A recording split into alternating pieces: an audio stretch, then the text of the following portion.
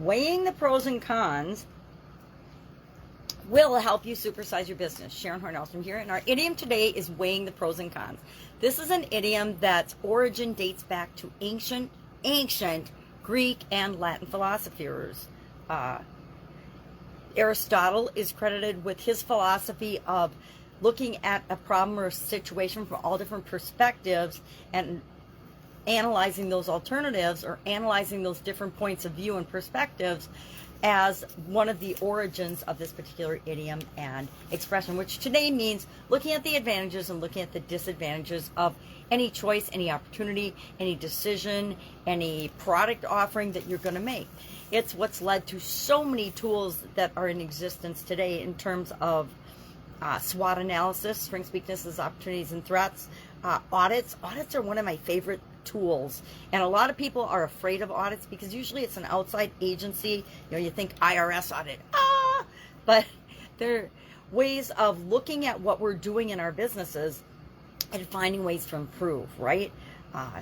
I always believed in doing internal audits prior to any audits that were going to be done by outside regulatory agencies or agencies that certify different areas and aspects of our business. I think of ISO and things like that. They come in and they do audits and they certify you as an independent third party, but you sure ought to have done that yourself internally before you ever pay an outside agency to come in and certify that you're doing something right. You better make darn sure that you're doing it right.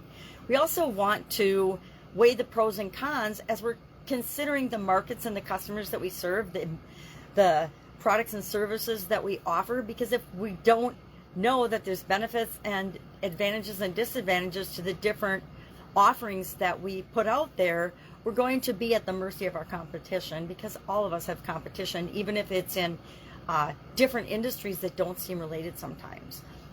We're all vying for people's attention. We're all vying for the same dollars because most people have limited resources, and we have to let them decide if our products and services are best for them.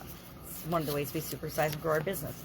I actually think that this is such an important area of business that when I was in corporate America for several companies that I worked at, I had little tablets made up, and I wish I had a page of one. I probably do in a book or a box somewhere, but I didn't dig it out before today, where I had alternatives in one column, pros and cons, and we would sit down at meetings or one-on-one meetings and we would fill those out together just to help people think through and then be able to sell the alternative that they chose to other people when it made sense, when it was appropriate. It was a communication tool. It improved our communication internally in our one-on-one meetings and then in our staff meetings, because we all had a common tool that we were using to look at different alternatives and to make decisions.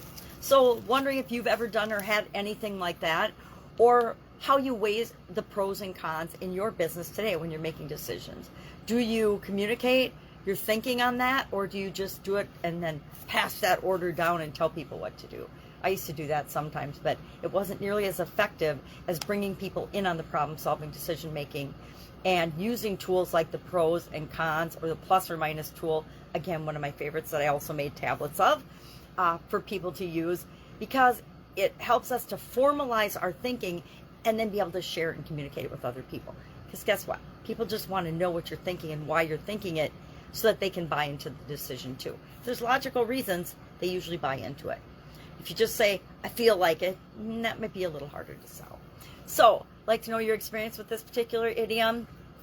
And I will, of course, be with you tomorrow with another interesting idiom. What does it mean? Where does it come from? And how might you use it to supersize and grow your business? Have an amazing day.